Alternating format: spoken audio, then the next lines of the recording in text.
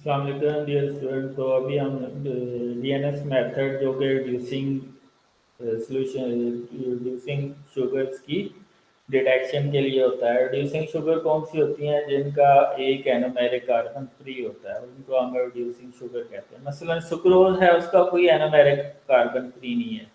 उसके अंदर फ्रक्टोज जो है कीटोनिक शुगर, उसका सेकंड कार्बन, और ग्लूकोज जिसका फर्स्ट कार्बन होता है, दोनों बॉन्डिंग में इन्वॉल्व होते हैं।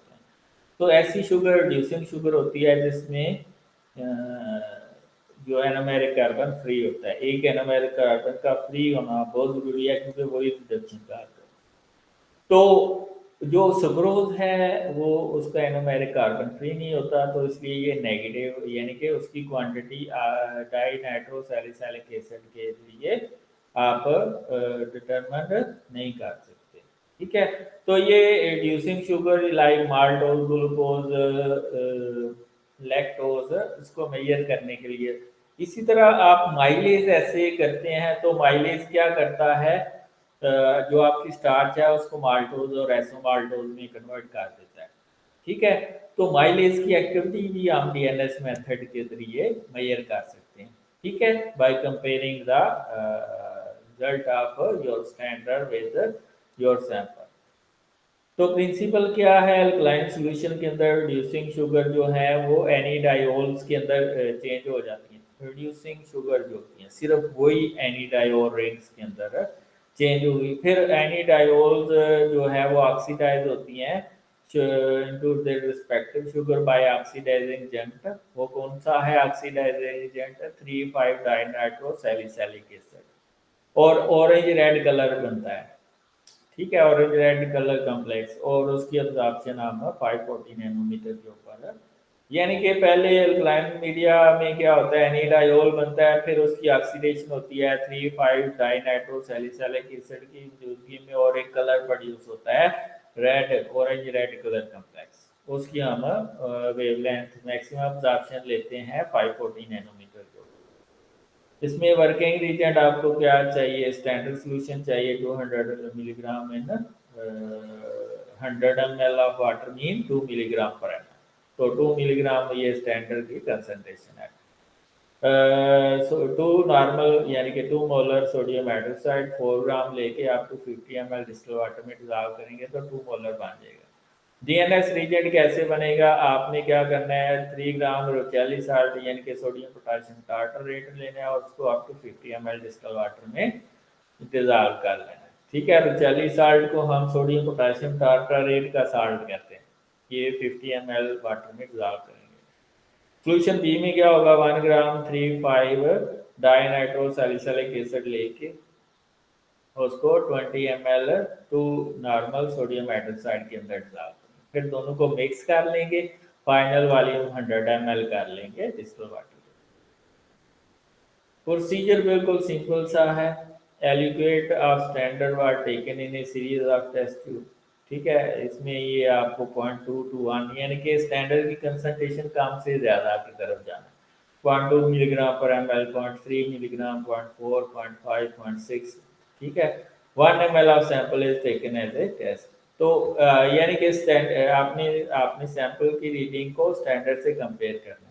All tubes are made up of 2 ml with distilled water. A blank was set. Blank में आपको पता ही कोई नहीं होता। 1 ml DNS reagent is added to all tubes kept in boiling water bath for not more than 1.5 minutes. ठीक है। जब आपने एक रिक्वायर्ड टाइम दे दिया होता है, उसके बाद हम बॉइलिंग वाटर में रख देते हैं। The tubes were cooled and made 20 final volume उसका 20 ml कर लेते हैं विद डिस्टिल वाटर। फिर उसका कलर डेवलप करते हैं और उसको उसकी एब्जॉर्प्शन रीड कर लेते हैं 540 नैनोमीटर। तो दैट्स द प्रोसीजर। पहले आपने टेस्ट ट्यूब लेनी है। पहली में टेस्ट ट्यूब में आपने स्टैंडर्ड डाल देना है। ठीक है, 1 ml स्टैंडर्ड डाल देते हैं, जो लो से हाई कंसनट्रेशन। फिर एंड वाली पे सैंपल डाल देना है, और फिर आपने उसके अंदर वाटर डाल देना है। वाटर 2 ml डाल के बॉयल कर लेना है। ठीक है, 1.5 मिनट के लिए बॉयल करने के बाद आपने उसको अंदर पानी डालना है 20 ml सब में। ठीक है, फिर उसका कलर डेवलप हो जाएगा और उसकी 540 नैनोमीटर पे एब्जॉर्प्शन लेगा। ठीक है, ये आप देखेंगे लो कंसंट्रेशन से हाई कंसंट्रेशन की तरफ जा रहे हैं। ठीक है, ये आपका सैंपल है।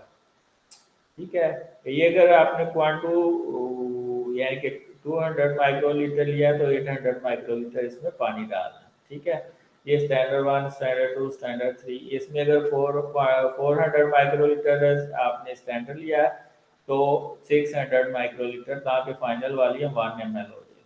ठीक है, तो फिर आप इसी तरह आपने कंसंट्रेशन ऑफ स्टैंडर्ड ये डाली हुई है। तो फिर आपने वाटर डाला है। वाटर डालने के बाद आपने डीएनएस रीजेंट डाला है, फिर बॉयल किया है 1.5 मिनट के लिए 90 या 95 डिग्री सेंटीग्रेड पे। फिर आपने उसके अंदर 17 ml डिस्टल वाटर डाल लिया। फाइनल वॉल्यूम 20 ml होना चाहिए। तो फिर उसकी रीडिंग आपने 540 नैनोमीटर के ऊपर कर। तो पहले आपने वर्किंग स्टैंडर्ड लिए, उसमें पानी डाला। ठीक है, ये पानी है, गलती से इसने स्टैंडर्ड ऊपर स्टैंडर्ड है तो नीचे पानी डालना है, ताकि फाइनल वॉल्यूम 2 ml हो जाए। ठीक है, तो 2 ml के बाद 1 ml डीएनएस रीजेंट, तो टोटल वॉल्यूम 3 ml हो जाएगा। फिर बॉयल करेंगे, फिर आप 17 ml डिस्टल वाटर डालें। ठीक है, एक वीडियो भी देख लेते हैं तो उसमें आपको वो और ज़्यादा क्लियर हो जाएगा। ये आप देखें उसने, ये देखें इसमें पहले के अंदर कुछ नहीं है, दूसरे के अंदर सैक्रोज है, तीसरे में ग्लूकोज है और चौथे में एस्टाल्डिहाइड है। तो इसमें हिसाब में 5 ml डिस्टल वाटर है। अच्छा, जो आपने प्रोसीजर इसमें डिफरेंट डीएनएस मेथड के डिफरेंट प्रोसीजर होते हैं जो आप फॉलो करना चाहते हैं।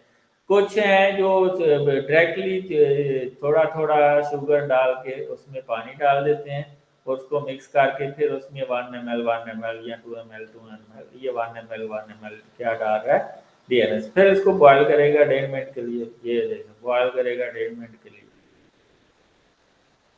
अब जो जिसके अंदर नॉन रिड्यूसिंग शुगर होगी वो उसमें कलर डेवलप नहीं होगा, या जिसमें होंगी उनमें कलर, ये देखिए इसमें रिड्यूसिंग शुगर ग्लूकोज थी तो इसमें ये आ गया रेड कलर, बकाया में नहीं है तो वो नहीं आएगा। फिर हम इनकी ओटी लेंगे और उसकी कंसंट्रेशन मुहैया करेंगे, कैसे स्टैंडर्ड से कंपेयर करके। ठीक है, स्टैंडर्ड से कंपेयर करके हम उसकी ओटी मुहैया कर, ये आप इसमें ठंडा पानी डालेगा। ठीक है, 10 ml या 20 ml, ये डिफरेंट आप सैंपल ले लिए हैं। ये स्टैंडर्ड की कंसंट्रेशन ये सबसे ज़्यादा है, सबसे डार्क कलर है।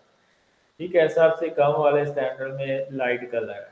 ठीक है, तो ये कलर इंटेंसिटी फिर हम स्पेक्ट्रोफोटोमीटर से मेजर करके और उस अब्जॉर्प्शन ऑफ सैंपल को अब्जॉर्प्शन ऑफ स्टैंडर्ड से डिवाइड करते हैं और मल्टीप्लाई करते हैं कंसंट्रेशन ऑफ स्टैंडर्ड जिस अब्जॉर्प्शन ऑफ स्टैंडर्ड से आपने डिवाइड किया होता है। That's all. अगर ये वीडियो पसंद आई है तो चैनल को सब्सक्राइब। Thank you.